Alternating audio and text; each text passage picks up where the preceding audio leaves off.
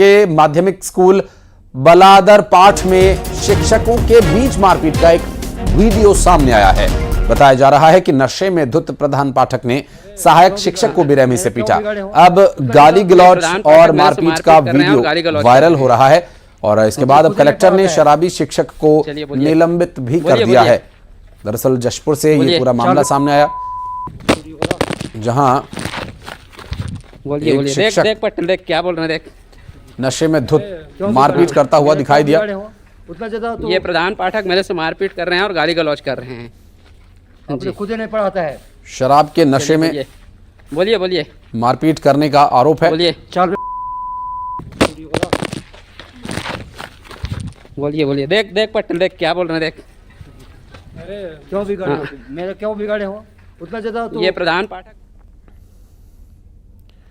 और पूर्व सीएम भूपेश बघेल ने लोहारीडीह मामले में सरकार पर मामले को दबाने की कोशिश करने का आरोप लगाया। बघेल ने इस मामले की हाईकोर्ट में निगरानी में निष्पक्ष जांच कराए जाने की मांग की और बघेल ने आरोप लगाया कि सरकार 167 लोगों को फांसी की सजा दिलाना चाहती है। उन्होंने आरोप लगाया कि इस मामले में गृह मंत्री कुछ कह रहे हैं और तत्कालीन एसपी का बयान कुछ और ही है।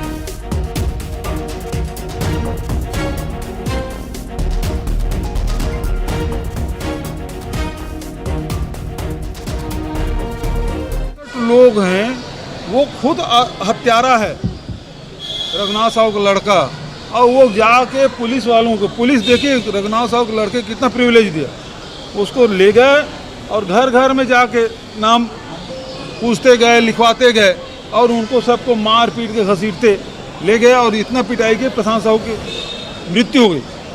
तो ये एक तो मामला ये है बहुत संवेदनशील, क्योंकि ये मॉब लिंचिंग का केस पूरे देश में पहला होगा जहां 167 लोगों के खिलाफ एफआईआर दर्ज है। तो और आनन फानन में कर दिया कि किसी भी मृत्यु दंड दे दो। ये क्या छत्तीसगढ़ के लोगों की जान को हल्के में ले लिए हैं लोग। और लोहारीडीह मामले में पूर्व सीएम भूपेश बघेल के बयान पर डिप्टी सीएम विजय शर्मा ने पलटवार किया और विजय शर्मा ने कहा कि भूपेश बघेल को शर्म आनी चाहिए। उन्होंने आरोप लगाया कि वे इस मामले में बच्चों के नाम लेकर राजनीति कर रहे हैं। उन्हें जिम्मेदार नेता की तरह गांव की सुख शांति की चिंता करनी चाहिए, इस तरह के बयान नहीं देने चाहिए। बता दें कि इस मामले में पूर्व सीएम भूपेश बघेल ने सरकार पर कुछ लोगों के पक्ष में कार्रवाई करने का आरोप लगाया है। भूपेश बघेल जी को शर्म आनी चाहिए, छोटे बच्चों के नाम पर राजनीति करते, आज वो उसका नाम लेकर के आगे बढ़ा रहे हैं। कल क्या होगा वहां पर उस गांव की सुख शांति का कुछ चिंता कुछ कर पाएंगे कि नहीं कर पाएंगे? ऐसे ही मुखियाई निपटाई है उन्होंने 5 वर्षों तक। लोहारीडीह में जो कुछ हुआ है सब समझ रहे थे, सब जान रहे थे क्या हुआ है और उस आधार पर ही पुलिस ने काम किया है और विषय सामने आया है। आगे भी सब कुछ ठीक हो जाएगा, उनको वहां जाकर के और विवाद करने की आवश्यकता नहीं है, ऐसे लोगों के नाम उल्लेखित करने के। और आकाश शुक्ला हमारे सहयोगी इस वक्त हमारे साथ मौजूद है। आकाश, अभी की जो स्थिति है, भूपेश बघेल कुछ कह रहे हैं और डिप्टी सीएम कुछ और, अभी इस पूरे मामले पर राजनीति इस वक्त चरम पर है, क्या स्थिति बन रही है? फिलहाल कार्रवाई क्या चल रही है? देखिए, लोहारीडीह मामले में जिस तरीके से युवक का मामला जो सामने आया है, उसकी हत्या के बाद 169 लोगों पर एफआईआर दर्ज की गई है। इसको लेकर भूपेश बघेल ने यह भी आरोप लगातार लगाते आ रहे हैं कि इस पूरे मामले को 360 डिग्री जो है वो घुमा दिया गया है, आरोपियों को बचाया जा रहा है। वहीं तत्कालीन एसपी और गृह मंत्री पर भी उन्होंने इस मामले को दबाने का आरोप लगाया और लगातार कांग्रेस इस पर बयानबाजी करते रही, क्योंकि सामाजिक समरसता का मामला था, कई लोगों पर एफआईआर दर्ज हुआ था, किसी की हत्या का मामला था। इसको लेकर बयानबाजी के बीच जो है आज गृह मंत्री विजय शर्मा ने कहा कि सुख शांति को बर्बाद न करे, बच्चों के मामले पर राजनीति कर रही है, इस पर नहीं करना चाहिए, ये सामाजिक समरसता का मामला है। ऐसे में एक तरफ जो है आरोपियों को सजा देने की बात है, कार्रवाई करने की बात है, तो दूसरी तरफ जो है उस क्षेत्र में शांति कायम करने की बात है। कानून अपना काम कर रही है, लेकिन राजनीति राजनीति भी चरम पर है। देखना है कि इस पर कितना जो है वो आरोपियों को सजा कब तक के मिल पाता है। हालांकि जो अभी पुलिस है और गृह मंत्री है वो बचाव के मूड में नजर आ रहे हैं, क्योंकि व्यवस्था को बेहतर करना है। सबसे पहली प्राथमिकता है दोषियों पर कार्रवाई करना, दूसरा वहां पे शांति स्थापित करना कि किसी भी तरीके से सामाजिक और जो है विद्रोह वहां पर पैदा न हो और किसी तरीके से और जो है इस पर और बड़ी कुछ घटना ना हो जाए। इसको रोकने के लिए पहली प्राथमिकता है। अब इस पर राजनीति जो हो रही है उसको बचाव के लिए देखना होगा कि आगे इस पर क्या होता है। ठीक है, नजर बनाए रखिएगा आकाश, आगे डिटेल्स लेंगे आपसे। बहुत शुक्रिया। और बिलासपुर के केंद्रीय जेल में बंद कैदी के परिजनों ने जेल अधीक्षक और प्रहरी पर वसूली का आरोप लगाया। परिजनों ने हाईकोर्ट के चीफ जस्टिस को पत्र लिखकर शिकायत की है और कहा है कि जेल में सुविधा के नाम पर पैसे लिए जाते हैं। अब उन्होंने चीफ जस्टिस को पत्र लिखकर इस बात की शिकायत भी की है और इस बात की खुलासा होने के बाद से पत्र को लेकर जो जानकारी मिल रही है कि पत्र लिखा गया है चीफ जस्टिस को, इसके बाद से अब यहां जेल महकमे में हड़कंप मचा हुआ है। और बात करेंगे उमेश मौर्य, हमारे सहयोगी इस वक्त हमारे साथ जुड़े हुए हैं। उमेश, अक्सर जेल में बंद कैदियों के परिजन इस तरह के आरोप लगाते हैं, लेकिन ये अपनी तरह का एक अलग मामला है। यहां पर चीफ जस्टिस को पत्र लिखकर इसकी शिकायत की गई है। बेहद ही गंभीर मामला है, क्योंकि जेल में बंद जो कैदी हैं उनके परिजनों ने साफ तौर पर एक आवेदन बनाया है, पत्र लिखा है, जिसमें हाईकोर्ट के चीफ जस्टिस को पत्र लिखकर ये कहा है कि जेल के भीतर जो है अवैध वसूली की जा रही है, वहां पर सुविधाओं के नाम पर जो है पैसे की उगाही की जाती है। और ये उगाही कोई और नहीं बल्कि वहीं पर जो बंदी है, जो विराट अपहरण कांड, एक जो बच्चा था उसके अपहरण कांड में जो बंद कैदी है विकास सिंह, उसके द्वारा वसूली की जाती है। और ये वसूली केवल वो नहीं बल्कि प्रहरी और जेल अधीक्षक के द्वारा की जा रही है। ये बहुत गंभीर बात है कि एक कैदी के साथ मिलकर जो है प्रहरी और अधीक्षक के खिलाफ ये आरोप लगा है, परिजनों ने ये आरोप लगाया है। इसमें सीधे तौर पर यह भी आरोप है कि यहां से नशे का जो सामान है वो अंदर प्रोवाइड जो है वो कैदियों को कराया जाता है। तो इससे अंदाजा लगाया जा सकता है कि किस तरीके से यहां पर जेल की सुरक्षा की जा रही है। केवल भगवान भरोसे, यहां पर पैसे के दम पे आपको जो सुविधा अगर जेल पे चाहिए वो तमाम सुविधा कैदियों को वहां पर मुहैया कराई जा रही है, ऐसा इस पूरे पत्र पर आरोप लगाया गया है। हालांकि जब हमारी इस पूरे मामले पर जेल अधीक्षक से बात हुई तो उनका कहना था कि यहां पर ऐसी कोई स्थिति नहीं है, किसी ने मनगढ़ंत लोगों ने इस तरीके का आवेदन जो है वो बनाया है और उन्हें बदनाम करने की कोशिश की है। लेकिन उन्होंने इस बात से भी इंकार नहीं किया कि जेल के भीतर नशे का सामान पहुंच रहे हैं, वहां पर बड़े नशे के सामान पहुंचने पर वो कार्रवाई भी कर रहे हैं। उन्होंने इस बात पर भी हामी भरी और इसके साथ ये भी कहा कि सीसीटीवी कैमरे के जरिए वो निगरानी करते हैं। कुल मिलाकर कहें तो कहीं ना कहीं अगर आग लगी है, चिंगारी है, धुआं उठा है तो चिंगारी कहीं ना कहीं लगी हुई है। यही वजह है कि अधीक्षक भी ये मान रहे हैं कि जेल के भीतर ऐसे सामग्री पहुंचाने वालों के खिलाफ वो कार्रवाई करते हैं। फिलहाल देखना होगा कि इस मामले पर मामले के सामने आने के बाद किस तरीके से राज्य शासन प्रशासन एक्शन लेता है और क्या कुछ इस पूरे मामले पर आगे कार्रवाई की जाएगी। जी बिल्कुल, और चूंकि सीजे को भी पत्र लिखा गया है और क्या अदालत भी इस मामले में संज्ञान लेगी या फिर पुलिस की तरफ से इसमें सुधार की बात कही जाती है, क्या कोई कार्रवाई भी की जाती है, इस तरह की संभावनाएं यदि आगे बनती हैं तो और इस पर जानकारी लेने के लिए उमेश हम आपके पास फिर लौटेंगे। बहुत शुक्रिया फिलहाल आपका इस पूरे मामले पर जानकारी देने के लिए। और बढ़ते हैं आगे, सूरजपुर डबौर मर्डर केस में आरोपी एनएसयूआई के पूर्व जिलाध्यक्ष पर बड़ा खुलासा हुआ। दरअसल पूर्व जिलाध्यक्ष को हटाने के लिए 2 साल पहले ही कह दिया गया था। दरअसल कांग्रेस जिलाध्यक्ष भगवती राजवाड़े ने 2022 में तत्कालीन कांग्रेस प्रदेश अध्यक्ष मोहन मरकाम को इसके बारे में पत्र लिखा था।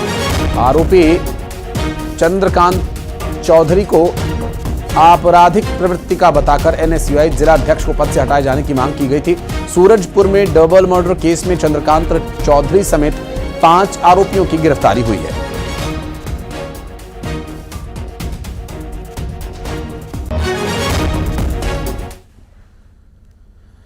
और सूरजपुर मामले पर स्वास्थ्य मंत्री श्याम बिहारी जायसवाल ने कांग्रेस के आरोपों पर पलटवार किया। स्वास्थ्य मंत्री ने कहा कि कांग्रेस कार्यकर्ता खुद आरोपों में घिरे हैं, कांग्रेस कार्यकर्ताओं को राजनीति नहीं करनी चाहिए। श्याम बिहारी जायसवाल ने कार्रवाई किए जाने की बात कही और उन्होंने कहा कि अपराधियों पर सख्त कार्रवाई होगी। सूरजपुर मामले में भी पुलिस कार्रवाई कर रही है। कांग्रेस अगर कानून व्यवस्था की बात करेगी तो उसको बोलने का अधिकार नहीं है। उसके समय से में जिस प्रकार का भ्रष्टाचार, जिस प्रकार का लॉ एंड ऑर्डर की स्थिति थी, आदिवासियों को घसीट घसीट के मारा जा रहा था, महिलाएं सुरक्षित नहीं थी, दिन दहाड़े लूट हो जाते थे, मर्डर, हत्या, बलात्कार, इनकी घटनाएं जो है चरम पर थी। और ये कांग्रेस को नैतिक अधिकार नहीं है कि लॉ एंड ऑर्डर पर बोले। रायपुर दक्षिण उपचुनाव को लेकर सियासत गरमाने लगी है। सीएम विष्णुदेव साय ने कहा कि सामने वाले को कमजोर नहीं समझना चाहिए, चैलेंज तो हम लोग मानकर ही चल रहे हैं। सीएम ने कहा कि रायपुर दक्षिण सीट भारतीय जनता पार्टी की है। उन्होंने रायपुर दक्षिण की सीट भारी मतों से जीतने का दावा भी किया। सीएम साय हरियाणा में बीजेपी सरकार के शपथ ग्रहण समारोह में शामिल होने के लिए इस वक्त वहां मौजूद है और दोनों डिप्टी सीएम भी सीएम साय के साथ रवाना हुए थे और इस वक्त जो कार्यक्रम शपथ ग्रहण का चल रहा है, इस वक्त वे तीनों वहां मौजूद हैं। तो हम लोग मान के ही चल रहे हैं कहे कि सामने वाले को कमजोर नहीं समझना चाहिए, लेकिन वो सीट भारतीय जनता पार्टी की है। अभी जो लोकप्रिय सांसद हैं बृजमोहन जी लगातार उस सीट से 8 बार विजयी हुए हैं और पिछले बार के विधानसभा चुनाव में करीब 65,000 मतों से विजयी हुए हैं। भारतीय जनता पार्टी वहां से जीती है और निश्चित रूप से रायपुर दक्षिण की सीट भारतीय जनता पार्टी भारी मतों से जीतेगी।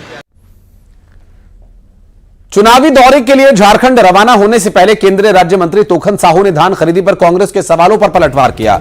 उन्होंने कहा कि बीजेपी सरकार किसान की सरकार है। भूपेश बघेल अपने कार्यकाल में किसानों को परेशान करते थे। इस समय भूपेश बघेल और कांग्रेस पार्टी के पास कोई मुद्दा नहीं है, इसलिए कांग्रेस सवाल उठा रही है। सरकार के द्वारा कहा गया था कि हम 31 रुपए में धान खरीदेंगे, एक मुश्त भुगतान करेंगे। सरकार प्रतिबद्ध है, धान खरीद रही है। भूपेश बघेल को चिंता करने की जरूरत नहीं है। ये तड़फा कर किसानों को परेशान कर करके भूपेश बघेल जी भुगतान करते थे। वो अपने कार्यकाल की चिंता करनी चाहिए उनको कि किसानों को कितना उनके कार्यकाल में किसान कितना परेशान थे। और सांसद विजय बघेल ने आगामी चुनावों से पहले एक बड़ा सवाल किया। उन्होंने कहा महाराष्ट्र, झारखंड समेत उपचुनाव में बीजेपी की जीत होगी और महाराष्ट्र और झारखंड में बीजेपी सरकार बनाएगी और साथ ही उन्होंने निकाय और पंचायत चुनावों में भी शानदार प्रदर्शन करने की बात कही है। तो सीट खाली था और अभी झारखंड और महाराष्ट्र के साथ जितने भी उपचुनाव पूरे देश में हो रहे हैं वो भारतीय जनता पार्टी उसमें अच्छा परफॉर्मेंस देगी। और मैं झारखंड में मैं एक क्लस्टर प्रभारी के रूप में भी वहाँ बनाया गया हूँ। 2 जिले मेरी जिम्मेदारी में है, 8 विधानसभा है। कल ही मैं बैठक से लौटा हूँ रांची में। हमारे माननीय शिवराज चौहान जी और माननीय हेमंत विश्व शर्मा जी जो प्रभारी और सब प्रभारी उन्होंने लिया है। तो हम झारखंड में भी सरकार बनाएंगे और महाराष्ट्र में भी बनाएंगे और जितने भी उपचुनाव होंगे उसमें बहुतायत में भारतीय जनता पार्टी की जीत होगी। और रायपुर में एसआई अभ्यर्थियों ने गृहमंत्री विजय शर्मा से मुलाकात की और अभ्यर्थियों ने जल्द रिजल्ट जारी किए जाने की मांग की। गृहमंत्री विजय शर्मा ने अभ्यर्थियों को हाईकोर्ट के निर्देश का पालन करने का आश्वासन दिया है।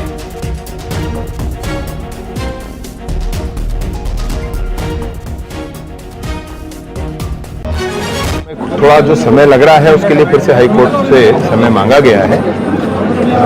मैं सोचता हूं कि शुचितापूर्ण, अच्छी, निर्द्वंद, निष्कंटक स्थितियां बने और सब बातें आगे बढ़े। न्यायालय का जो निर्णय है वो तो मान्य है। तो 15 दिन में उम्मीद करें कि या ये भी आगे भी बढ़ सकते हैं? वो सारी परिस्थितियों पर बात निर्भर करती है भाई। और अंबिकापुर से बड़ी खबर इस बीच बदहाल सड़कों को लेकर सीतापुर में व्यापारियों ने जाम लगाकर प्रदर्शन किया। कटनी से रांची जाने वाले नेशनल हाईवे 43 पर व्यापारियों ने जाम लगाया। बीच सड़क पर बैरिकेड लगाकर प्रदर्शन किया गया और बदहाल सड़क को बहाल किए जाने की उन्होंने मांग की। प्रदर्शनकारी ये मांग कर रहे हैं कि सड़कों का हाल कुछ बेहतर हो। दरअसल हाईवे जाम होने से सड़क के दोनों तरफ गाड़ियों की लंबी कतार लग गई है और यहां प्रदर्शन किया जा रहा है सड़कों की हालत सुधरे, इस बात को लेकर बदहाल सड़क को कम से कम बहाल किया जाए, आवागमन सुचारू रूप से हो सके, क्योंकि व्यापारियों का जो सामान जिसकी आवाजाही या आना जाना होता है वो इन्हीं सड़कों से होता है और ये सड़कें इस कदर बदहाल हैं कि यहां से आवाजाही करना चुनौती भरा हो जाता है और ऐसे में छोटे मोटे जो व्यापारी हैं उनके लिए एक बड़ी समस्या उत्पन्न हो जाती है। उन्हें अधिक समय आने जाने में ही लग जाता है और कई बार सुरक्षा का भी ये कारण विषय बनता है कि असुरक्षा एक लोगों में व्याप्त रहती है। इस टूटी फूटी बदहाल सड़क से गुजरने वाले लोग दुर्घटना का शिकार कभी भी हो सकते हैं और कई दुर्घटनाएं होती भी हैं, ऐसा यहां के प्रदर्शनकारियों का भी कहना है। और नेशनल हाईवे 43 पर सड़क की बदहाल व्यवस्था को बहाल और सुधारे जाने के लिए मांग की गई।